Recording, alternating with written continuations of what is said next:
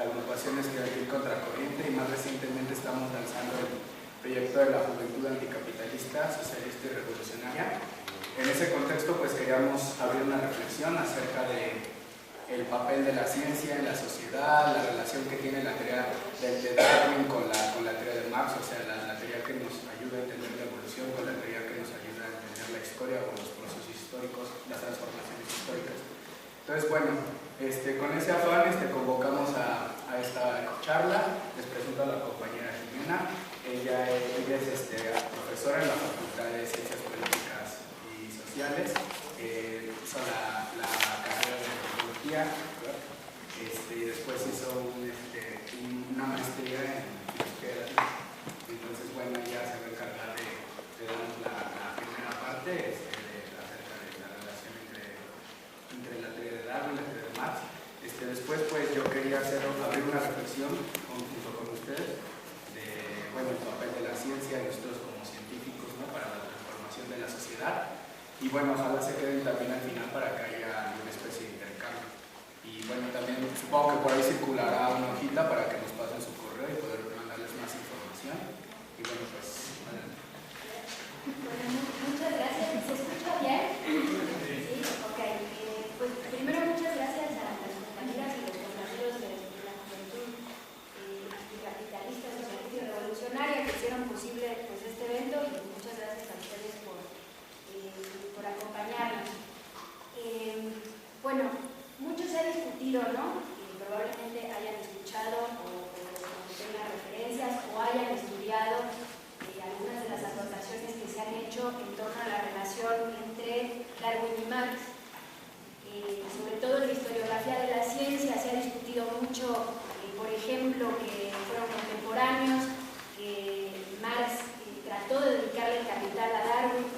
Hay una carta donde Marx le sugiere a Darwin esta idea, y Darwin le plantea que no, fundamentalmente le dice que él no entiende, ¿no?, de cuestiones económicas y del objeto de estudio de Marx. Entonces declina, ¿no?, la propuesta, y en muchos textos, ¿no?, tanto en correspondencias personales como en algunos textos, en particular de Engels, se hace referencia, ¿no?, a la teoría de la evolución de Darwin, muy particularmente en un texto ya célebre que es Dialéctica de la Naturaleza de Engels, o también el Anti-Beauty de Engels.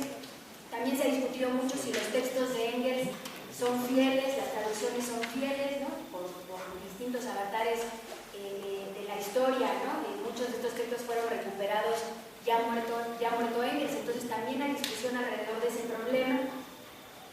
Lo cierto es que, bueno, Marx y Darwin fueron contemporáneos, curiosamente vivieron muy cerca, ¿no?, los últimos años de su vida eran prácticamente vecinos, ¿no?, estaban distanciados por 30 kilómetros nada más. Se sabe además que al funeral, ¿no?, al entierro de Marx, asistieron algunos discípulos de Darwin, ¿no?, algunos evolucionistas de ese momento. Y bueno, se ha discutido mucho a este respecto en la historiografía de la ciencia. Por otra parte, hilando más fino, no solo recuperando la anécdota histórica o la anécdota de trascendencia historiográfica, hilando más fino, historiadores y filósofos de la ciencia han intentado encontrar por distintas vías puntos de contacto entre la tradición marxista y la tradición evolucionista, y en muchos casos algunos autores plantean que es irrelevante, ¿no?, problematizar la relación teórica entre Marx y Darwin, y otros autores lo que plantean es que fundamentalmente los más férreos detractores del marxismo plantean o han bregado por demostrar que detrás de Marx, de Engels y de sus herederos habría una suerte de darwinismo social, ¿no?, que es una de las corrientes de pensamiento que se gestaron con el auge del darwinismo, primero en las ciencias biológicas y después que se extendió al conjunto del pensamiento occidental. Entonces, con más o menos sofisticación, el argumento, ¿no?, de estos sectores que intentan empalmar a Marx con una suerte de darwinismo social, lo que plantean es que la historia del desarrollo social en Marx estaría determinada por la lucha por la supervivencia del más apto frente a la relación inversamente proporcional entre el aumento tendencial de las poblaciones y el descenso exponencial de los recursos, ¿no? Una idea muy malthusiana y que esta idea estaría permeando el pensamiento marxista, ¿no? Yendo más lejos, y más recientemente, la llamada sociobiología, que ustedes probablemente conocen, hoy bastante desacreditada como tal en los medios académicos, pero nunca conjurada, ¿no? Producto de la hegemonía del reduccionismo biológico todavía imperante en algunos gremios, ¿no? Partía de la tesis de que somos máquinas de supervivencia, ¿no? Grosso modo, obviamente más sofisticadamente, pero grosso modo partía de la tesis de que somos máquinas de supervivencia, ¿no? Ciegamente programadas para preservar las moléculas egoístas conocidas como genes, donde se utiliza, o por lo menos esto es lo que han dicho los más grandes detractores de la sociobiología, se utiliza el darwinismo para reducirlo a una vulgar naturalización de las leyes del mercado capitalista y a la reducción de la evolución a las funciones de replicación justamente de los genes, ¿no? Contenidas en los ácidos nucleicos. Desde esta óptica, el comportamiento agresivo, el comportamiento egoísta, el comportamiento territorial, el comportamiento sexista, el racismo, en el ser humano serían el producto natural, ¿no? Del desarrollo de nuestra especie en su devenir evolutivo. Y bueno, esto permea, ¿no? En algunos casos algunas corrientes o algunos puntos de vista de la llamada sociobiología. Bueno, nada más lejos de la empresa marxista, que en realidad entrañaba el objetivo justamente de desnaturalizar las relaciones capitalistas, es decir, justificar que no son producto de procesos naturales, no son productos del ser humano esencial, sino que son productos del desarrollo. Las relaciones capitalistas son producto del desarrollo social. No solo se trataba además de desnaturalizar las relaciones capitalistas, sino de destruirlas.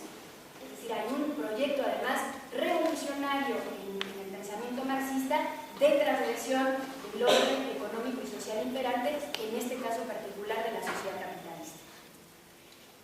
Como plantea Julio Muñoz, un profesor de esta facultad que probablemente conozcan, él dice: el capitalismo es un sistema competitivo en el que las empresas que lo constituyen se encuentran en una guerra permanente, como se puede constatar a partir de la recesión económica actual, y esto impulsa a los intelectuales e ideólogos a postular que ese comportamiento empresarial y mercantil corresponde a un comportamiento natural del ser humano, que el ser humano es competitivo y egoísta por naturaleza, como lo constatamos en las opiniones de Hobbes, Smith, Malthus, ¿no? Que se consideran fundadores justamente del darwinismo social. Se intenta de este modo convencer a la gente de que este es el sistema normal y natural del comportamiento humano y por ende que no hay manera ni mecanismo para superar o modificar ese estado de cosas, pues no hay manera de alterar lo que la naturaleza ya dictó. Es decir, tratar de alterar las relaciones capitalistas sería ir contra natura, ¿no? Porque son producto, decía antes, del desarrollo natural del ser humano. Desde nuestro punto de vista, lo relevante en todo caso de la relación entre Marx y Darwin lo resumió Friedrich Engels justamente en su discurso frente a la tumba de Marx, en el discurso que da Engels en el entierro de Marx, al señalar dos cuestiones fundamentales. Decía Engels: del mismo modo en que Darwin descubrió la ley de la evolución de la naturaleza humana, Marx descubrió la ley de la evolución de la historia humana. Y Engels aquí trata de sintetizar cuáles son los empalmes de ambos pensamientos. Detrás de esta afirmación lo que hay es una lógica compartida, según nuestra lectura. No para emular, no para identificar, no para establecer una relación isomórfica entre lo social y lo natural, sino para pensar en los fenómenos tanto del llamado mundo natural como del mundo social y aprenderlos con H en su complejidad. Hay una lógica de pensamiento compartida en algunos puntos. Dicha lógica parte, sobre todo, de asumir dos puntos de partida, dos premisas fundamentales, por decirlo de algún modo, premisas filosóficas, porque detrás de toda teoría científica, en general, hay premisas filosóficas, aunque sean conscientes o inconscientes. ¿Cuáles son estas dos premisas? La primera, el materialismo como concepción del mundo, y su dialéctica es la otra premisa, es decir, su movimiento, el movimiento del mundo. Aunque parece una obviedad en tiempos actuales, es menester decir que ambos autores fueron pensadores profundamente disruptivos en su época, justamente porque rompen con el pensamiento estático que les precedió. Pensamiento inmóvil, una concepción estatista del mundo que era lo que primaba.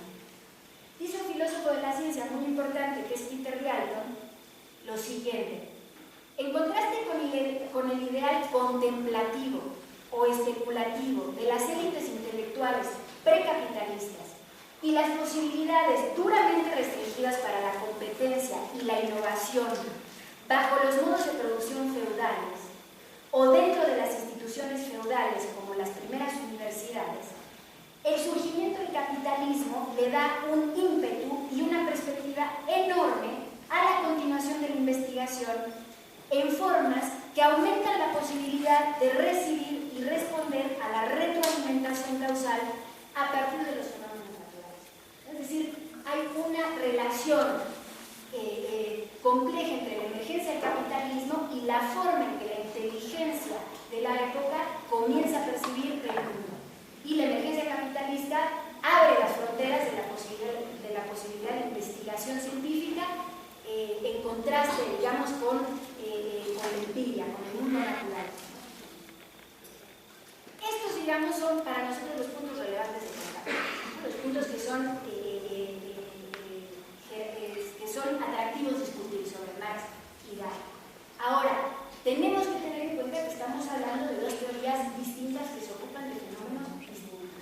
Darwin se está ocupando del desarrollo biológico del ser humano, su devenir evolutivo.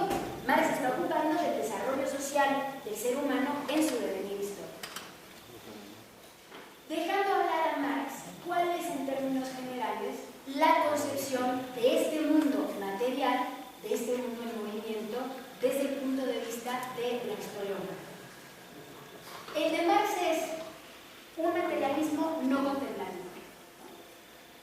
Es un materialismo no contemplativo deudor de una tradición que arrancó con Epicuro y con Lucrecio y que después es dialectizado por otros filósofos, particularmente Marx y Engels, pero también Darwin, ¿no? diría John Bellamy, que es también un filósofo de la ciencia.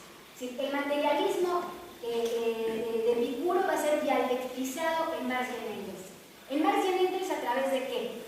A través de la síntesis que logran hacer entre el materialismo, el Feuerbach y la dialéctica de Hegel.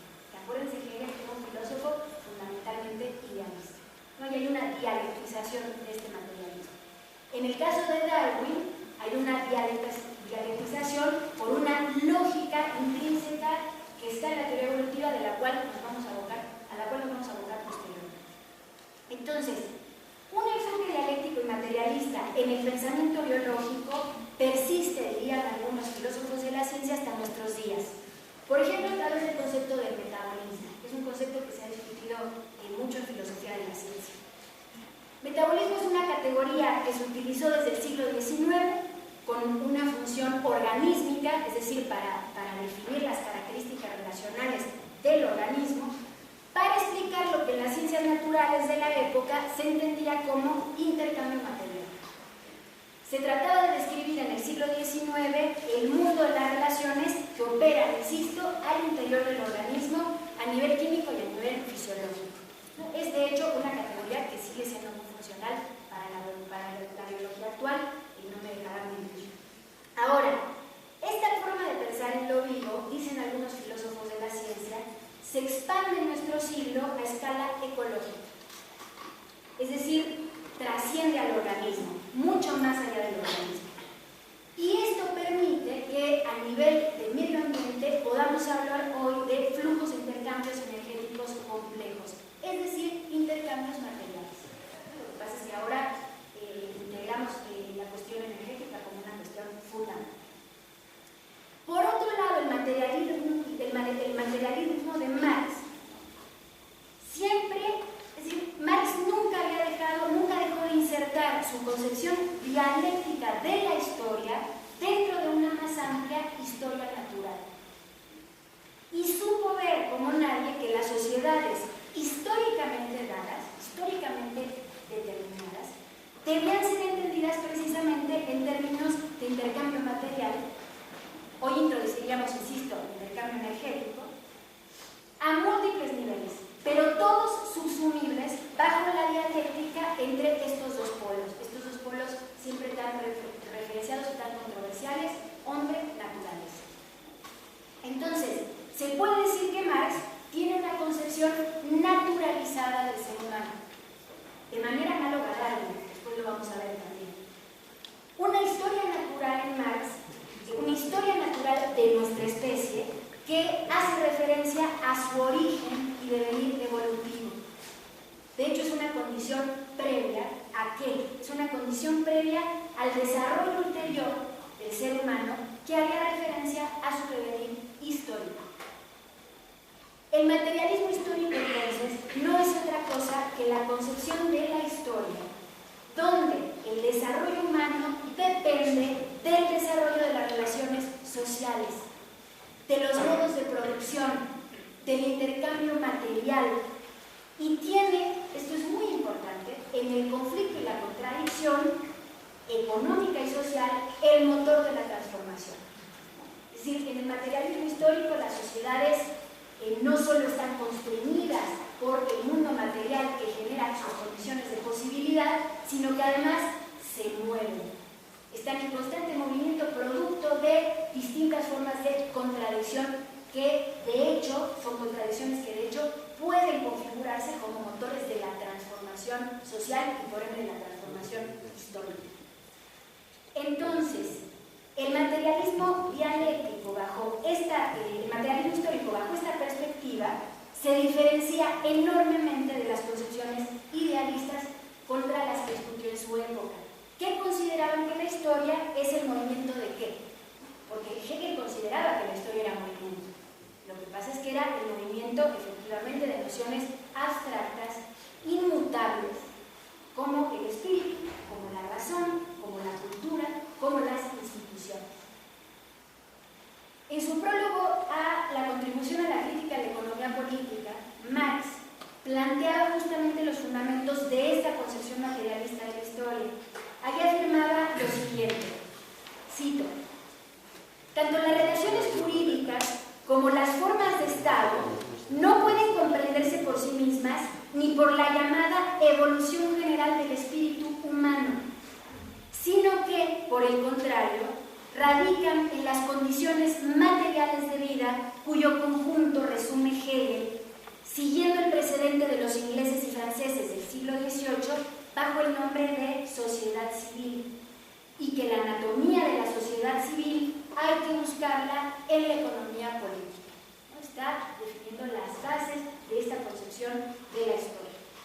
Luego de esta crítica a las formas previas de interpretar la historia, porque está discutiendo directamente con el idealismo, sostiene que, cito, en la producción social de su vida, los hombres establecen determinadas relaciones necesarias e independientes de su voluntad, relaciones de producción que corresponden a una fase determinada de desarrollo de sus fuerzas productivas materiales. Hablando de estas constricciones, estas condiciones de posibilidad de las cuales habla Marx. El conjunto de estas relaciones de producción forma lo que Marx sería la estructura económica, la base social sobre la que se levanta la superestructura jurídica y política. El modo de producción en Marx, de algún modo, condiciona el proceso de la vida social, política y espiritual en general. No es, dice Marx, la conciencia del hombre la que determina su ser en primera instancia. Por el contrario, es el ser social el que determina la conciencia. Justamente estas definiciones, que han sido leídas parcialmente por los analistas de Marx y fundamentalmente por sus detractores, es que se dice que el marxismo considera que toda idea, todo lo que ocurre en el mundo de la superestructura, en la jurisprudencia, en el derecho, en el arte de las ideas, dependría entonces necesaria y mecánicamente de las condiciones materiales. Nuevamente, nada más alejado de la realidad. La determinación marxista, esta determinación del mundo material, se basa en el postulado de que los acontecimientos no son accidentales y de que el desarrollo histórico sigue determinadas leyes, leyes tendenciales. Es decir, el ser humano siempre estará constreñido por sus condiciones materiales. Pero la agencia humana se vuelve enormemente importante en el pensamiento marxista. ¿Por qué? Porque la agencia humana no sigue un libreto establecido. Más similar a la actuación de un autómata sería esto. Entre estas absolutizaciones podemos considerar, por ejemplo, los manuales de economía del Diamant soviético, que fue la forma de popularizar el marxismo del estalinismo, y nada más lejos del marxismo. ¿Por qué decimos que la agencia humana es fundamental en Marx? Porque si no, no habría hecho una teoría de la revolución. No habría tratado la necesidad de organizarse políticamente para hacer la revolución. Si todo es, si el ser humano está bajo el yugo de las condiciones materiales permanentemente y su agencia no tiene ningún rol, no tiene ningún sentido pensar en que se puede transformar el mundo de manera consciente, voluntaria y de manera revolucionaria. Por ejemplo, en los Grundrisse, Marx dice: la dialéctica de los conceptos de fuerzas productivas y relaciones de producción, una dialéctica cuyos límites habrá que definir y que no suprime la diferencia real. Y en el mismo sentido decía: cuando se estudian las transformaciones hay que distinguir siempre entre los cambios materiales ocurridos en las condiciones económicas y que pueden apreciarse con la exactitud propia de las ciencias naturales y las formas jurídicas, políticas, religiosas, artísticas o filosóficas, las formas ideológicas en que los hombres adquieren conciencia de este conflicto, el conflicto de las bases materiales, y luchan por resolverlo, ¿no? Lo cual está dando una prominencia enorme a la agencia humana. Es así que Marx establece una distinción profunda, incluso esto es metodológico, entre los cambios estructurales respecto de los procesos en la superestructura política. Y esta es la base para explicar la determinación impuesta por las bases materiales que se debe expresar en el terreno político y social como determinación en última instancia. No es un determinismo absoluto, no es un determinismo mecánico, en realidad es un determinismo que constriñe, que condiciona. Bueno, por ejemplo, si consideramos la crisis económica actual, en realidad no sabemos a priori los procesos sociales y políticos que se van a desencadenar con la depresión económica internacional, sino que estos pueden seguir diversos cauces a partir de qué? Pues a partir de la agencia humana, de las distintas alternativas que tomen las clases en público, ¿no? Es decir, pensemos en la Unión Europea, ¿no? Los gobiernos están haciendo un gran intento por imponer los planes de austeridad, pero no lo pueden hacer por fuera de la voluntad de los trabajadores y los sectores populares que en Europa están resistiendo esos planes de austeridad. Esto nos remite al manifiesto comunista, donde Marx afirma que la historia es la historia de la lucha de clases. Y si se fijan, siempre hay esta tensión. Unos dicen, no, Marx dice que la historia es la historia de los modos de producción. No, Marx dice que la historia es la historia de la lucha de clases. No, la historia es la historia de los modos de producción y la historia de la lucha de clases. Y es en el terreno de la lucha de clases donde la voluntad humana libra sus grandes gestas, desarrolla su propia espontaneidad, desarrolla su propia creatividad. Entonces, sintetizando, si la estructura económica impone límites y determinaciones, la concreción de los procesos históricos y sociales, la resolución de las disyuntivas, la emergencia de contingencias dependen de la acción de los seres humanos. Y esto es la base del pensamiento marxista en su concepción de la historia. Entonces decimos, ¿y Darwin qué tiene que ver? Ya establecimos al principio algunas analogías que tienen que ver con la dialéctica, que es movimiento, y con el mundo material. Bueno, habla Darwin. Como saben ustedes, el genetista ruso Teodosio Bolshansky afinó al sentenciar esta frase seguramente amplia conocida, no sé si comprendida por muchos, pero sí conocida por muchos, que dice que la biología tendría que ser vista a través del prisma a partir de que se enunciaron por primera vez los fundamentos centrales de la teoría evolutiva en 1858, ¿no? Efectivamente, la evolución se ha convertido en la columna vertebral de las disciplinas científicas que se dedican al estudio de lo vivo. Esto es innegable. Los primeros evolucionistas tuvieron que romper radicalmente con esta imagen estática del mundo de la cual hablamos al inicio. La imagen estática que les legaron sus ancestros, anclada fundamentalmente en los viejos preceptos ideológicos que le dieron sustento a la sociedad feudal. Una sociedad que no admitía el cambio no solo en el desarrollo natural, sino que en el desarrollo social, porque lo social era el reflejo del mundo natural. Era natural que hubiera un señor feudal, era natural que hubiera relaciones de servilismo, era el orden natural de las cosas, ¿no? Va a ser en el siglo XIX donde las ciencias biológicas se van a ver sacudidas por la idea simple. Dicen que el siglo XIX es el siglo de las ciencias biológicas. Yo creo que el XXI ahí se está peleando, ¿no? con la física, pero en el siglo XIX las ciencias biológicas se van a ver sacudidas por una idea simple pero revulsiva. Esta idea implica que los organismos, incluido el ser humano, son entidades en constante transformación y que el relato del mundo biótico cuenta su propia historia, una sucesión de hechos articulados por una forma especial de organización de la materia que es la vida. Se le da al ser humano y a todos los organismos vivos historicidad, y si se le da historicidad, se abre la puerta para darle ¿qué? Darle cambio, movimiento, darle posibilidad de transformarse, ¿ok? Entonces, a partir de entonces, los antes naturalistas, ahora biólogos, se han dividido, grosso modo, en torno a dos grandes concepciones del mundo natural. Una concepción que defiende la estabilidad biológica y otra que da cuenta del cambio. Y vamos a ver por qué hay tensiones entre estas dos concepciones. Desde nuestro punto de vista, la segunda concepción, la que da cuenta del cambio, está amparada consciente o inconscientemente en la idea de que para explicar la existencia y el desarrollo de la variabilidad biológica es fundamental asumir una concepción dialéctica del mundo. Ojo, no estamos diciendo que es marxismo, estamos diciendo una concepción dialéctica que integra el movimiento como lógica de transformación, ¿ok? Y así, en este contexto es que surge la teoría del origen de las especies por selección natural. Bueno, es en 1859, seguramente ustedes lo sabrán, el naturalista inglés Charles Darwin publica El origen de las especies a propósito de una pregunta que años antes había consternado a otros sabios de la época, ¿no? Darwin no es el primero.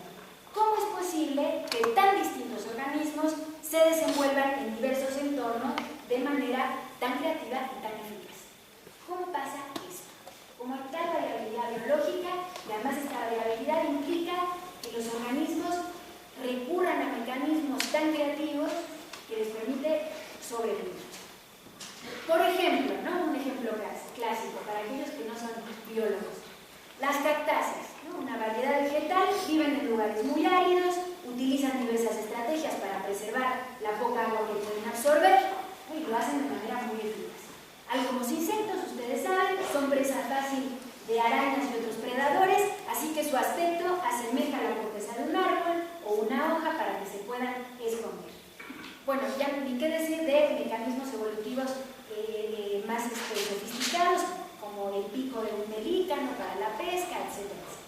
Bueno, Darwin, al mismo tiempo que su colega y paisano, ¿no? Alfred Russel Wallace, al cual siempre hay que mencionar porque es prácticamente coautor, ¿no? Había llegado a una conclusión a partir de la lectura, efectivamente, del economista inglés Thomas Malthus, como ustedes saben. Este último, en su ensayo sobre el principio de población, escrito en 1798, sostiene que el comportamiento demográfico, la defunción infantil en primer lugar, está constreñido por distintas variables. La escasez de alimentos, la guerra, las enfermedades. Se desarrolla así en el comportamiento de las poblaciones una verdadera lucha por la existencia que mantiene bajo control el crecimiento poblacional, ¿no? Bajo esta idea y la observación paciente del comportamiento de gran variedad de especies, porque fundamentalmente lo que hace Darwin previo a la consolidación de la teoría es generar una gran acumulación de fenómenos observables, es que supone que el medio ambiente somete de algún modo a los seres vivos a distintas presiones y genera condiciones de competencia. Hay una competencia que es generada por el propio medio ambiente y la relación, ¿no?, con los organismos.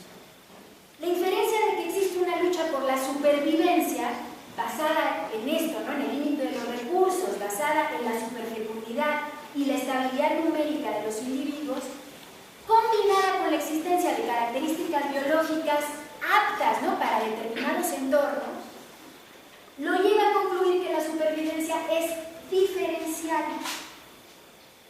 Que la supervivencia es diferencial es el fenómeno al cual Darwin llamó selección natural, que no es una fuerza. Se indica que la supervivencia es diferencial. Algunos organismos sobreviven, otros no. Fenómeno al cual Darwin, insisto, le llama selección natural.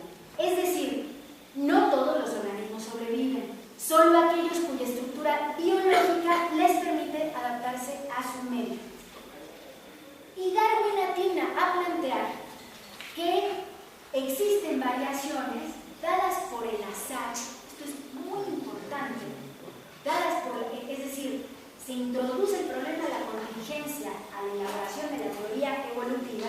Hay variaciones, no sabemos qué tipo de variaciones, dadas por el azar, que además de proveer ventajas adaptativas a los organismos, pueden ser heredadas, pueden ser transmitidas de generación en generación.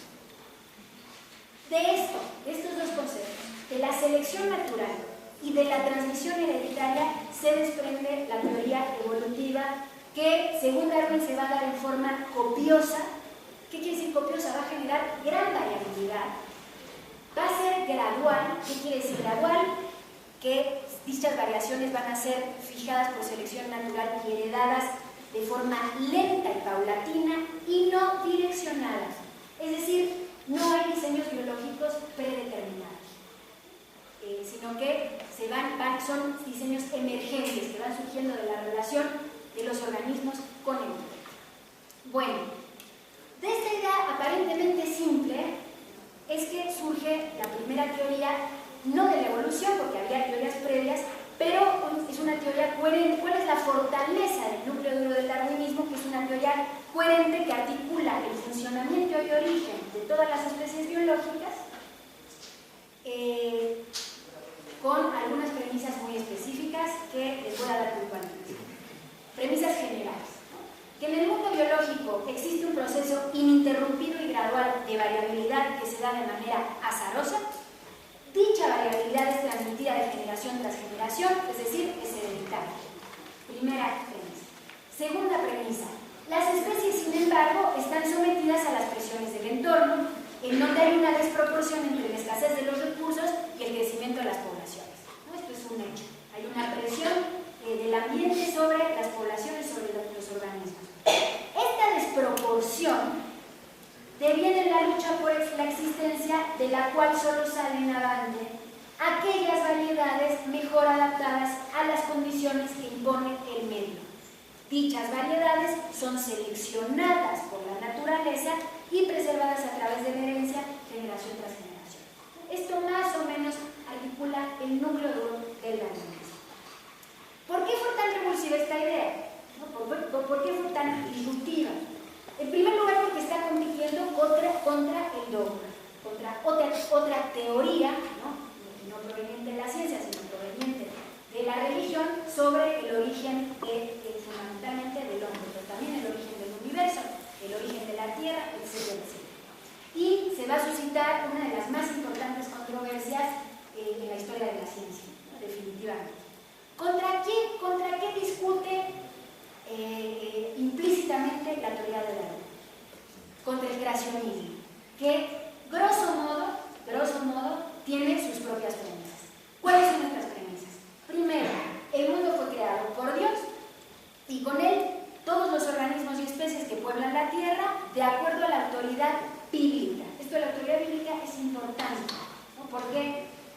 premisa que no requiere constatación fáctica, sino que hace referencia a la autoridad del mundo. Segundo, este mundo creado por Dios es inmutable, es decir, fijo. Los fósiles, por ejemplo, son en realidad modelos arquetípicos que el creador desechó, porque ya había registros fósiles del siglo XIX. Es decir, son modelos arquetípicos que fueron desechados. En este contexto, el ser humano es la máxima obra de la creación divina y ocupa un lugar de supremacía en la escala natural o la escala de los seres. La escala de los seres es más o menos el árbol genealógico que construye, no genealógico, el árbol de la larga cadena de los seres que construye el creacionismo, ¿no? Y por último, la vida entonces surge por generación espontánea, es decir, no requiere una forma especial de organización de la materia, sino que emerge por acción divina. ¿Por qué Darwin trastoca los fundamentos del dogma? Grosso modo también, en primer lugar, porque coloca el problema de la variabilidad biológica en la arena materialista. Dice, la variabilidad biológica tiene una explicación material. ¿Okay? Es decir, Dios no tiene nada que ver en esto, en generar variabilidad biológica. Ojo, Darwin no está diciendo que Dios no existe. Darwin está diciendo, ojo, la variabilidad biológica tiene una explicación material. Además postula al azar como fuente de variación. Si ahí hay un fenómeno que acontece sin la voluntad de nadie, que es contingente y que es azaroso. Y además incluye a la naturaleza también como el escenario donde se gesta esta relación entre los organismos y el medio, donde ocurre este proceso de selección natural como la forma mediante la cual se filtran las características adaptativas. Esto es enormemente disruptivo. Entonces, primero eso, desplaza, trae el problema de la vida, de lo biológico, a la arena materialista. Es un robo, es una expropiación. ¿Okay? En segundo lugar, insinúa que a lo largo de la historia de la vida, algunas especies sobreviven y otras no. Y que esto ocurre en una escala de tiempo antes insospechada, que no tiene nada que ver con el tiempo bíblico. Es un tiempo profundo, es un tiempo geológico. ¿Okay? Y esto rompe indudablemente con la concepción fijista del mundo de la época del creacionismo. Dando paso a la idea de que la naturaleza está en constante transformación. Nuevamente, la naturaleza tiene historicidad, hay que ver hacia atrás y se mueve. A nosotros nos resulta un poco complejo pensarlo, pero imagínense, nosotros tenemos noción de tiempo geológico, no es experiencia, claramente, ¿no? Trabajo si podemos tener una noción más o menos acertada algún día, por nuestra propia percepción del tiempo y nuestras capacidades cognitivas. Bueno, imagínense, pero sí por lo menos instala la noción del tiempo geológico, si le da historicidad al mundo natural. Y al dar historicidad, necesariamente, y esto es lo que introduce Darwin, le da esta cualidad de moverse, de movimiento, de transformarse. ¿Ok? La noción de cambio biológico asociada a la base materialista que le da sustento a la teoría, pues constituyen los aspectos más revulsivos en ese momento del planteamiento darwinista. Y aquí las dos concepciones de las cuales hablábamos antes van a volver a confrontarse en un choque de trenes, ¿no? La concepción fijista contra la concepción del movimiento, contra la concepción dialéctica, contra la concepción materialista. ¿Ok? Bueno.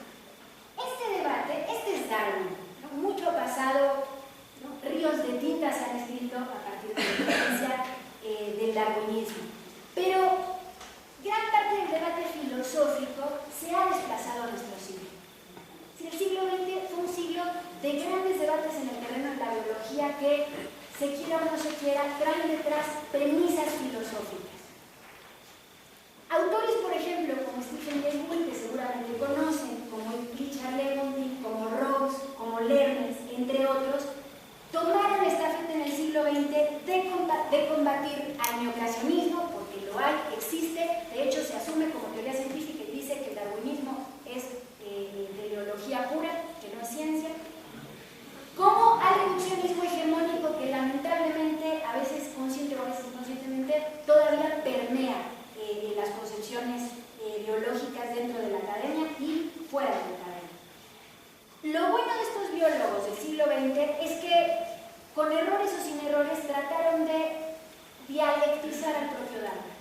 integrarlo críticamente a una concepción dialéctica misma.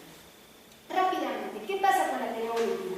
Como ustedes saben, durante los años posteriores al darwinismo, lo buenísimo que tuvo el darwinismo militante, ¿no? El darwinismo de aquella época, es que el debate no solo era con los creacionistas, no era con otras teorías de la evolución, y eso hizo que los defensores del darwinismo tuvieran que cuestionarse continuamente el núcleo duro y tratarlo de comprobar empíricamente, ¿no? Y tratar de defenderse y generar polémicas. Sí, es un momento muy rico para el darwinismo. Lo que pasa es que, bueno, hay muchos militantes darwinistas de la época: Arthur Thomson, Asa Gray, Thomas Henry Huxley, uno de los más famosos, que van a poner inmensos esfuerzos por defender el darwinismo.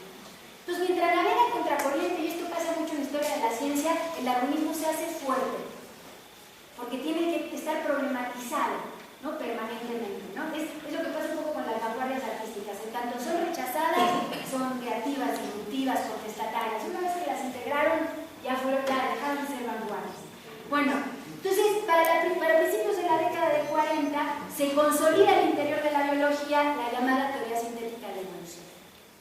Defendida por importantes biólogos, genetistas, matemáticos, estadistas, el propio Dobzhansky, Mair, Stebbins, Haldane, Huxley, Simpson, Fisher, una generación de biólogos que hizo un intento enorme por integrar en una sola teoría el núcleo duro del darwinismo y los avances en la genética mendeliana, que había sido muy tortuosamente integrada a la teoría evolutiva. Para el paradigma neodarwinista, que se conoce como la teoría sintética, resumidamente, la evolución se trata de un proceso gradual en donde la variabilidad genética genera cambios adaptativos fijados por selección natural. Es decir, se integra el conocimiento de lo que ahora llamamos genes, ¿no? Al proceso de variación azarosa, adaptación y selección natural. ¿Cuál es el problema? Que si bien el surgimiento de la síntesis fue un enorme paso de la integración de la genética al darwinismo, la misma se convirtió a la larga en una camisa de fuerza para la propia teoría evolutiva. Lejos de preservar el espíritu combativo, ¿no? Dialéctico que diera vida a la teoría, los sintéticos comenzaron cada vez más a defender una idea cerrada de la evolución, ajena a la evidencia empírica que después empezó a proliferar, que tendía a evadir el problema del cambio evolutivo y a sobrevalorar los alcances de la selección natural y el rol de los genes como fuente de variabilidad. Entonces, frente al endurecimiento, muchos autores lo llaman así, frente al endurecimiento de la síntesis, de la teoría sintética, un conjunto de biólogos comienzan a apelar a la dialéctica y a la constatación empírica para mantener viva la teoría evolutiva. ¿Qué problemas se encuentran estos biólogos dialécticos? Algunos se autodenominan dialécticos en la teoría sintética. Una de las cuestiones que preocupaban al propio Darwin es que si la evaluación es gradual, como él sostenía, el registro fósil debería contar con organismos intermedios, ¿no? Es decir, con formas biológicas que en la cadena evolutiva estarían situadas entre especie y especie, a manera de eslabones, ¿ok? Sin embargo, para su época los restos fósiles no tenían este comportamiento y al respecto el naturalista decía lo siguiente: el registro de los fenómenos geológicos es extraordinariamente imperfecto. Este dato explicará en buena medida por qué no encontramos interminables variedades uniendo todas las formas de vida, las extintas y las existentes, por medio de los más sutiles y matizados eslabones. O sea, Darwin tenía la expectativa de que al configurar su registro fósil más acabado, pues íbamos a encontrar estas formas intermedias. Darwin sí se equivoca al fundar, o por lo menos lo podemos discutir, al fundar el esqueleto de la teoría del gradualismo. Aunque durante décadas el mismo no haya sido cuestionado, sí hay muchos elementos que de hecho ya se asumen como hechos que cuestionan el gradualismo. Pero es hasta principios de la década del 80 que dos paleontólogos, ¿no? Stephen Jay Gould, del cual ya les hablé, y Niles Eldredge, desafían este aspecto del darwinismo y proponen una reinterpretación crítica del registro fósil. Según Gould y Eldredge, la ausencia de formas intermedias en la secuencia fósil no se debe a la imperfección del registro,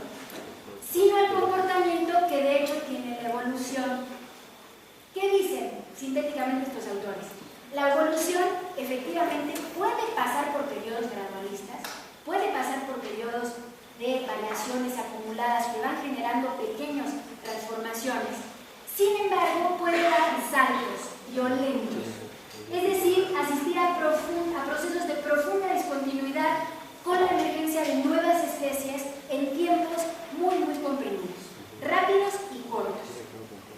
De tal suerte que, lejos del gradualismo darwinista, lo que observamos son grandes periodos de tiempo geológico de éxtasis, como lo llamaba Bull y Eldredge, y tiempos de violentas transformaciones, como se evidencia, por ejemplo, en el registro fósil del Cámbrico, que es un registro fósil que ustedes ya tienen acceso a en internet, se van a dar cuenta, y los biólogos lo saben, de la enorme variabilidad biológica, pero enorme, estoy hablando de, no sé, decenas y decenas de especies de artrópodos conviviendo sincrónicamente en la estratigrafía geológica.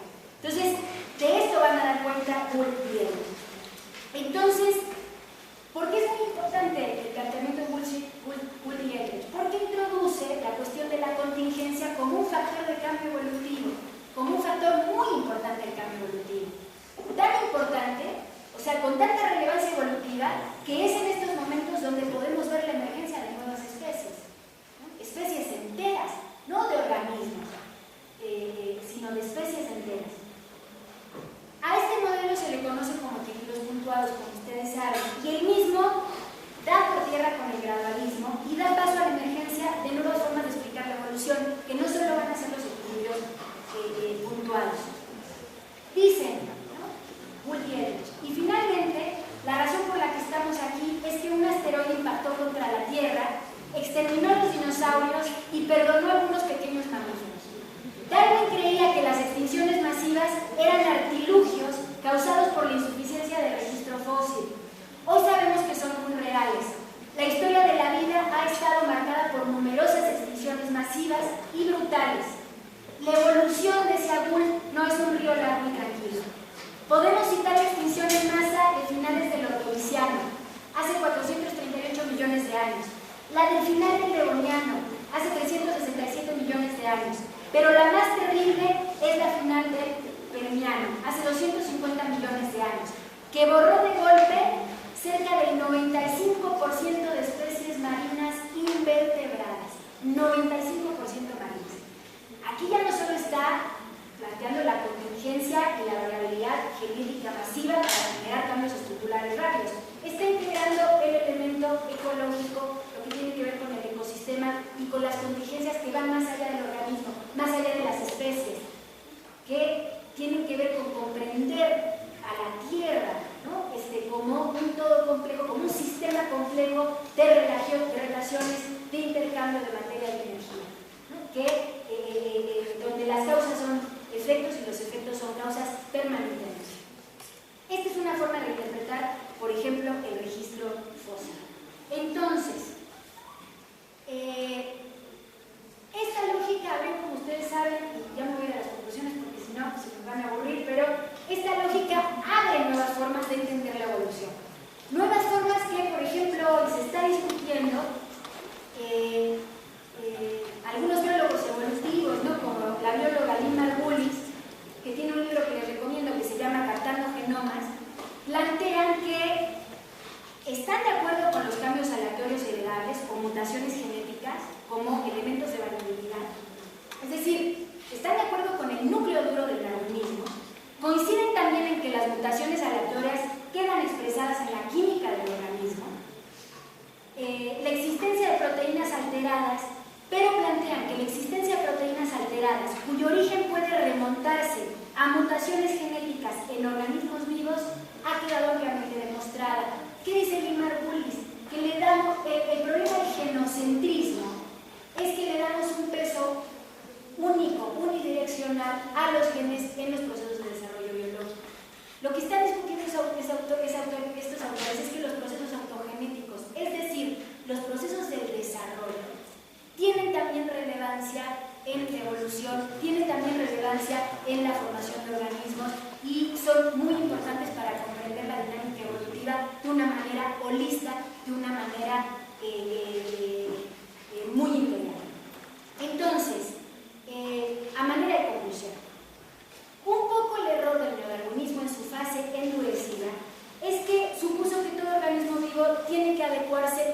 lo adecuó forzadamente al modelo darwinista y que la evolución sería un simple proceso de acumulación y desacumulación de formas, de tamaños, de funciones y todo tipo de características cuantificables. Lo que pasa es que consideramos que lo que sí han demostrado muchos biólogos es que en el proceso evolutivo encontramos continuamente cambios de cantidad y calidad, es decir, cambios cualitativos, como puede ser la emergencia de nuevas especies, que es un cambio cualitativo en términos evolutivos, que aquellas entidades que permanecen constantes en el mundo natural por un tiempo determinado son proclives a convertirse en variables, que lo que alguna vez fue causa hoy es efecto, lo que les decía antes, permitiendo así el desarrollo de sistemas biológicos, destruyendo las condiciones que permiten el surgimiento de determinados sistemas, tal cual planteé al principio, dialéctico y contradicción, y también estableciendo las condiciones de posibilidad de nuevos sistemas. Y esto es un continuo, esto es permanente, esto es movimiento, esto es dialéctica. Nuestra tesis es que solo una concepción basada en el movimiento del mundo natural, del mundo social, permite entender el desarrollo biológico desde esta perspectiva. Parafraseando a Lenin y a Leontief, el ser y el devenir son cualidades duales en la naturaleza. Se es y se puede ser permanentemente. Lo que caracteriza al mundo dialéctico en todos sus aspectos es que está constantemente en movimiento. Las constantes se transforman en variables, las causas en efectos, los sistemas se desarrollan, se destruyen las condiciones de posibilidad de su surgimiento y de su destrucción continuamente. Entonces, a la pregunta de dónde está el empalme de los dos autores, yo creo que está en estas dos premisas, que son de orden filosófico, sobre las cuales es menester reflexionar qué hacen al materialismo y al movimiento. Y son lógicas que no solo impregnan el quehacer de las ciencias naturales o las ciencias sociales, son lógicas que impregnan también una concepción del mundo de la cual no podemos evadirnos, porque todo científico, lo sepa o no lo sepa,